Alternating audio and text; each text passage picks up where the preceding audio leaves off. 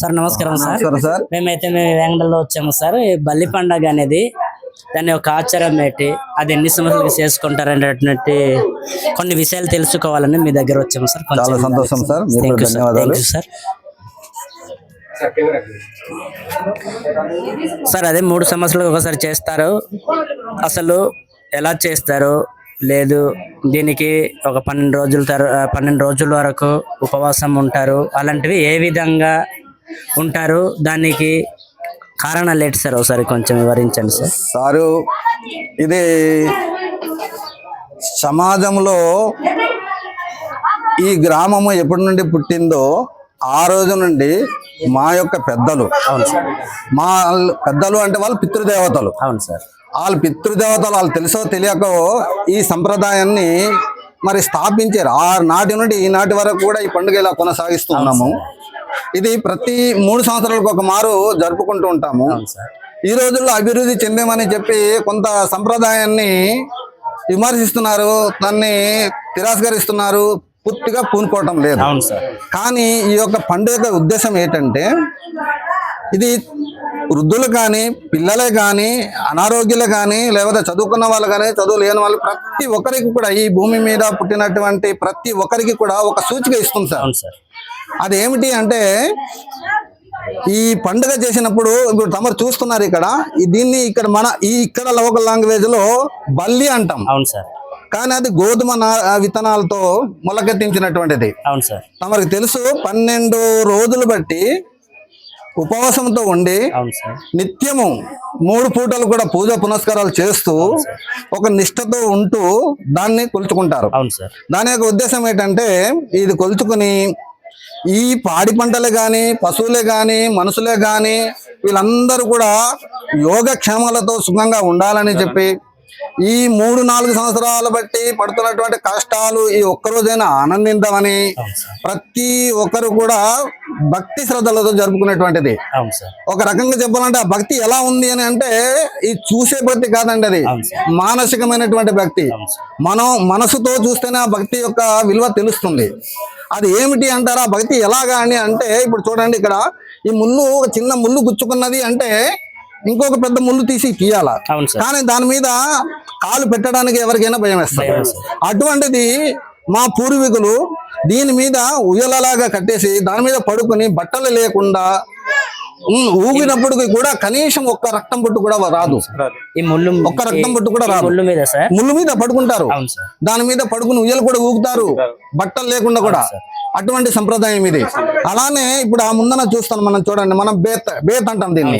ఆ బేత్ అనేది బేత్ బిమ్మలు ఉంటారు వాళ్ళు ఈ నిష్ఠతో ఆ రోజు ఏ విధమైనటువంటి ధూమపానం కానీ, లేకపోతే మధుపానీయంలు కానీ, లేకపోతే ఇంకో రకంగా దురాలవాట్లు లేకుండా ఆ రోజు నిష్ఠతో ఉండి స్నానపానాలు చేసి భక్తి భావంతో ఇక్కడ వచ్చి ఆ దేవతని స్మరించుకొని బొట్టుగాటుగా పెట్టుకొని, ఎంతో సుదూర ప్రాంతంలో ఉన్నటువంటి అడవి అండి సార్ అది. అది ఇక్కడ ఆసమాజికి చుట్టుపక్కల ఎక్కడ దొరకదు. ఈ లోకల్ ప్రజలు కూడా అడగవచ్చు, అడిగినా కూడా తెలుస్తుంది. అదంత దూరం వెళ్ళి ఇప్పుడు రాను తగ్గిపోయాయి. కానీ ఇది సుమారుగా 800-900 మీటర్లు పొడవులో అంత ఎత్తు చెట్ల మీద కూడా పాగుతుందండి అది. దాన్ని ఒక గుంపం కానీ పార కానీ పట్టుకుని వెళ్ళి లాగే పరిస్థితి కూడా ఉండదు. అలాంటిది ఈ దేవత యొక్క మహిమ వల్ల అది ఏం చేస్తారంటే, చేతులతోనే పీక్కుని అక్కడ నుండి, దానికి ముళ్ళు ఉంటాయండి, ఆ ముళ్ళు కూడాను మనం ఇలా వాకొస్తున్నప్పుడు ప్రతి ఒక్క కంప కానీ అడవిలో కానీ అడ్డాలి. కానీ ఈ దేవుని యొక్క మహిమ వల్ల అది ఏ మాత్రం దానికి ఆటంకం పెట్టకుండా నిర్భయంగా తీసుకొచ్చి ఇక్కడ పెడతారండి. అంత నిష్ఠతో ఉంటది అది. దాన్ని బేత్ అంటామండి. అలానే ఈ 12 రోజులు పూర్వ పునస్కారాలు అయిపోయిన తర్వాత ఈ యొక్క బలి అంటామండి. ఇది ఈ బలిని తీసుకెళ్లి గడ్డలో మనం నిమజ్జనం చేస్తాం. నిమజ్జనం చేసేటప్పుడు ఆ నిమజ్జనంలో సందర్భం ఏంటంటే, ఈ బలిని ఎవరు కూడా మనము చేతితో ఇవ్వకూడదండి. అది గడ్డలో నిమజ్జనం చేసినప్పుడు కింద నుండి వెళ్ళి పట్టుకోవాలి. దాన్ని పట్టుకుని ఏం చేస్తారంటే, ఎవరైనా కావాలని అడిగినప్పుడు చేతికి ఇవ్వకూడదు. నేల మీద కూడా పెట్టకూడదు. రాయి కానీ ఒక కొమ్మ మీద కానీ పెడతారండి.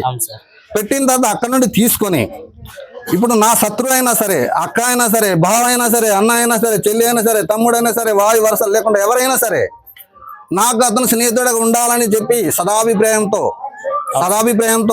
అతన్ని ఏం చేస్తారంటే చెవుల్లో తీసుకెళ్లి పెడతారండి. ఆ పువ్వుని తీసుకెళ్లి చెవిలో తీసుకెళ్లి పెడతారు. పెట్టిన తర్వాత ఆ రోజు నుండి అతని యొక్క పేరు పెట్టడం గాని, అతన్ని ఎవరైనా దుర్భాషలు ఆడడం గాని, ఇతను గాని దుర్భాషలు ఆడకూడదు. అవును సార్. దానికి అంత మర్యాద బ్రో. అది దానికి మన గిరిజనులు నేస్తాలు అంటారు సార్. నేస్తము అంటాం, దాన్ని నేస్తము అంటాం. అవును సార్. ఇంకొక మాటలు చెప్పాలంటే మైత్రి అంటాం, ఇంకొక భాషలో చెప్పాలంటే స్నేహితుడు అంటాం. ఎవరైనా సరే మన వదినే కానీ, అక్క కానీ, మరదలు కానీ, చెల్లె కానీ, అన్న కానీ ఎవరైనా సరే నేస్తం అనే పదము తప్ప అతని యొక్క నామకరణాన్ని విడిచిపెట్టాలి. అవును సార్. ఆ కార్యక్రమం చేసిన తర్వాత ఏమవుతుందంటే ఒక 10 రోజులకో 20 రోజులకో శక్తి మేరకు మీకు ఎంత తోస్తే అంత ఆ నేస్తుడు అనేవాడు నేస్తం ఎవరికైతే కట్టారో వాళ్ళని కొత్త వస్త్రాలతోనూ, ఆడపిల్లలైతే బొట్టు కుంకుమ చీర ఇవన్నీ జాకెట్లతోనూ అవన్నీ తీసుకొచ్చి ఇంటిలో సకల మర్యాదలు ఏమి కలుగుతుందో ఆ మర్యాదలన్నీ చేసి ఆ యొక్క రుణం తీర్చుకుంటారు. రుణం తీర్చుకోవడం ఏంటి అంటే ఈ రోజు నుండి మనము ఇలా కట్టుబడి ఉన్నాము అని చెప్పి ఒక సూచిక ఇస్తారు. అలాగే ఆ ఇంకొక నేస్తం కూడా అతనికి కలిగినప్పుడు నెల రోజులకో 10 రోజులకో 3 నెలలకో 3 సంవత్సరాలకో మళ్ళీ ఆ పండుగ వచ్చే లోపల అతను కూడా సకల మర్యాదలు చేస్తారండి. వస్త్రదానం చేస్తారు, లేకపోతే ఏదైనా డబ్బు దానం కానీ ఏదైనా చేసి ఆ రోజు నుండి వాళ్ళు నేస్తులు అంటే నేస్తులేనండి. అలాగా ఒక బంధుత్వం ఏర్పడతారు. మన శరీరము నిలబడి ఉన్నంత సేపు, భూమి మీద నిలబడి ఉన్నంత సేపు కూడాను నేస్తం అంటే నేస్తమే. ఇంకా వేరే మాటలు మాట్లాడకూడదు. ఎవరైనా సరే చెడు తలపించినా లేకపోతే మాటలు ఆడినా, చెడు మాటలు ఆడినా దాన్ని ఇతను వినకూడదు, అలాగని సపోర్ట్ చేయకూడదు. ఆ విధమైనటువంటి ప్రాణం అంటే ప్రాణము. భార్యాభర్తలు ఎలాగా అన్యోన్యతగా కలిసి ఉంటారో ఆ విధంగానే మనము కాలం చెల్లిపోయే వరకు కూడా ఆ విధమైనటువంటి భావమందలు కలిగి ఉంటారండి. దాని యొక్క సూచిక అదే అండి సార్, ఇది ఇస్తుంది. అవును సార్, బల్లి పండుగ అనేది ఆ బల్లి యొక్క ఉద్దేశం అది సార్. సార్ అదే ఇప్పుడు చెప్పారు కదా సార్, ఈ ముళ్ళు కూర్చుంటారు కదా సార్, వాళ్ళు మనకి ఇప్పుడు వచ్చారు కదా సరే వచ్చారు బిమ్మాలు అంటాం దాన్ని, బిమ్మాలు అంటారు. అదే వాళ్ళు కూర్చుంటారా లేదంటే ఇక్కడ బిమ్మాయే కాకుండా పంచాయతీలో ఒక్కొక్క ఇల్లు ఉన్నాయండి. ఇక్కడ అమ్మండి గోమంగి కొంతేరి అలాగే ఇంకా ఉన్నాయి. అలాంటి వాళ్ళు కొంతమంది చాలా నిష్ఠపరులు ఉంటారు, ఎప్పుడు కూడా దైవభక్తితో ఉంటారు. వాళ్ళు ప్రతి సంవత్సరం కూడా ఈ పండుగ వచ్చిందంటే ఇలాగే మొక్కుబడులు తీర్చుకుంటూ ఉంటారు. నమ్మకాన్ని అక్కడ వెదజల్లుతారు, నమ్మకం చూపిస్తారు. అలాగే వాళ్ళు అలాగనే అందరు వచ్చి కూర్చుంటే అది ఎవరి వల్ల కాదు, చూడగానే అంతటువంటి నిష్ఠ ఉండాలి సార్. అది ఖచ్చితత్వం ఉండాలి, అబద్ధం ఆడకూడదు. అలాగని వేరే వేరే నీసులు కానీ లేకపోతే ఇంకోటి తినకూడదు. అలా నిష్ఠతో వచ్చి భక్తితో చేయాల్సినటువంటి కార్యక్రమం అండి సార్ అది. ఇలాగా ఈ కార్యక్రమం జరుగుతూ ఉంటది. మరి మనకి తెలుసు ఏజెన్సీలో అనేక పండుగలు ఉన్నాయి. మనకి ఇంకొక రకంగా చెప్పాలంటే లోక్ గీత అంటుంటారు, లేకపోతే జానపదాలు అని అంటుంటాం. జానపదాలు అంటే గ్రామాల్లో పల్లెల్లో పుట్టిందే కదా. గ్రామాలు ఎప్పుడైతే పుడతాదో ఆ రోజు నుండి పుట్టుకొస్తాయి. అంత విద్యావంతులు కూడా కాదండి ఆ రోజుల్లో, అంత గొప్పవారు వాళ్ళు కూడా విద్యావంతులే. విద్య అంటే ఏముందండి సార్, మనకి విద్య అనగానే మనకు ఒక పేపర్ లో క్లియర్ గా కనిపించి 4 రోజులు దాచుకునేది అంటున్నాం. మరి జానపద గేయాలు పాడుతున్నారు. ఇప్పుడు ఈ రోజు సాయంత్రం చూడండి, సాయంత్రం చూసినప్పుడు ఈ పాటల్లో కూడా పోటీ ఉంటుంది. ఒకరు పాటల్లోనే ప్రశ్నలు సంధిస్తారు, ఇంకొకరేమో దానికి దీటుగా జవాబు చెప్పగలగాలి, ఇంకొకరు జవాబు చెప్పగలగాలి. అలాగా పాటల్లోనే వాళ్ళకి పోటీ ఉంటుంది. అలాగని చెప్పి అది వ్యతిరేకంగా ఉండవచ్చు, లేకపోతే అనుకూలంగా ఉండవచ్చు, కానీ కోపతాపలు ఉండవు. మళ్ళీ ఆ పాటల వరకు ఢీకొంటూ ఉంటారు అనమాట. అటువంటి పోటీ కూడా జరుగుతూ ఉంటాయి. ఇదండి ఈ విధంగా. ఇంకా చెప్పుకోవాలంటే అలాగే మనకి ఇప్పుడు అక్కడ ముందన కనిపిస్తుంది కదా సార్, అది అరటి మొవ్వు తీసుకొస్తారు. మొవ్వు తీసుకొచ్చిన తర్వాత ఏమవుతుందంటే అక్కడ ఎవరు నింపింది ఏమి కాదు, దాన్ని 12 రోజులు కొలుస్తారు. కొలిచిన తర్వాత అది ఏమవుతుందంటే దాని నుండి మనకి కావాల్సినటువంటి విత్తనాలు, మనకి ఇక్కడ మనం పండించుకున్నటువంటి సామలు, కొర్ర, చోళ్ళు, రాగులు అంటుంటాం కదా సార్, అవన్నీ కూడా దాని నుండి వస్తాయి. వచ్చిన తర్వాత దాన్ని ఏం చేస్తారంటే కొత్త వస్త్రాలతో పట్టుకొచ్చి దాన్ని ఏం చేస్తారంటే రాళ్ళ పెట్టిన తర్వాత అది ఇంకొకరు పంచుతారు. ఒకటే కానీ రెండే కానీ కావాలంటే ఇంకా ఎక్కువ మంది పంచాలనుకుంటే మన ఇంటి దగ్గర ఒకటి మంచిది కలిపి అలాగా పంచి పెడతారండి. అది వాళ్ళు విత్తనం వేసేటప్పుడు దాన్ని వేసుకుంటారు. అంటే ఆ శుభ సూచకంగా అనమాట. ఈ సంవత్సరం నాకు సుభిక్షంగా ఉండాలి, పాడి పంటలు పండాలి అనే ఉద్దేశంతో ఆ విధమైనటువంటి సూచిక కనిపిస్తారు సార్. అక్కడ ఎవరు నింపడానికి లేదా, లోపల ఎవరు నింపేస్తారు, విడిపోతాయి కదా సార్. అటువంటి మహిమలు అక్కడ మనకి కనిపిస్తూ ఉంటాయి. ఈ బల్లిలో కొన్ని అంటే అక్కడ నుంచి అద్భుతాలుగా రావాలంటే విత్తనాలు అయితే వస్తాయి సార్. వస్తాయి. ఆ విత్తనాలు వచ్చి మనము 1-2 పంచుకొని మనం వేసుకునేటప్పుడు సార్ మనకి వేసుకోవాలి సార్. ఫ్రెండ్స్, ఇది ఈ విధంగా అయితే మరి బెంగడ గ్రామంలో మన టీచర్ ఉద్యోగ బృందంతో కలిసి కొన్ని విషయాలు తెలుసుకోవడం జరిగింది సార్. ఇంకా ఏమైనా కొన్ని విషయాలు ఏమైనా మాకు ఇక్కడ తెలియని ఏమైనా ఉంటే కొంచెం చెప్పగలరు సార్? చెప్పండి.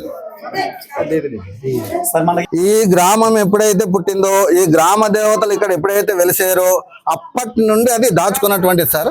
అది ఎవరింటికి బయటికి వెళ్ళడానికి లేదు సార్. దానికి రోజు ఎవరైతే నిత్యం పూజ పునస్కారాలు చేస్తుంటారో, ఇక్కడ నిశాని అంటే దాని అర్థం ఏంటంటే, నిశాని అంటే శంకుస్థాపన సార్. ఈ గ్రామం ఎప్పుడైతే శంకుస్థాపన చేయబడిందో ఆ రోజు నుండి వాళ్ళు ఏ విధంగా సేకరించారో తెలియదు కానీ ఆ రోజు నుండి దానికి ఆ ఇంటి వాళ్ళే పూజ పునస్కారాలు చేస్తూ ఉంటారు సార్. ఇలా ఒక్కొక్క కుటుంబాలు ఒక్కొక్క పండుగలు చేస్తూ ఉంటారు. అందులో వీళ్ళు చాలా ఇంపార్టెంట్ గా దాన్ని ఎప్పుడు కూడా కొలుచుకుంటుంటారు సార్. దాన్ని ఆశమాసిగా ఆలోచించి పూజ పునస్కారాలు మానేసిన ఖచ్చితంగా ఇప్పుడే ఈ క్షణంలోనే ఈ జీవిత కాలంలోనే వాళ్ళ ఇంటికి ఏదో ఒక అరిష్టం ఖచ్చితంగా జరిగి తీరుతుంది. కాబట్టి ఆ నిశాని అంటే శంకుస్థాపన ఈ ఊరు పుట్టినప్పుడు మొట్టమొదటి కుటుంబం వాళ్ళ వంశంలోనే కొనసాగుతూ ఉంటుంది సార్. వాళ్ళలో పెద్దవాడు అలాగా ఎవరైతే తొలి ముందు పుడతారో వాడే పెద్దవాడు కదా. ఆ జనరేషన్ పోయిన తర్వాత ఆ తర్వాత పుట్టినాడు ఉంటాడు కదా, అలాగది పూజలు చేసుకుంటూ వస్తారు సార్. అది ఎవరి వల్ల వాళ్ళు చేసుకోవడం కూడా అవసరం లేదు సార్. ఓకే సార్, మరి మంచి విషయాలు తెలియజేసినందుకు మరి చాలా ధన్యవాదాలు సార్. సంతోషం.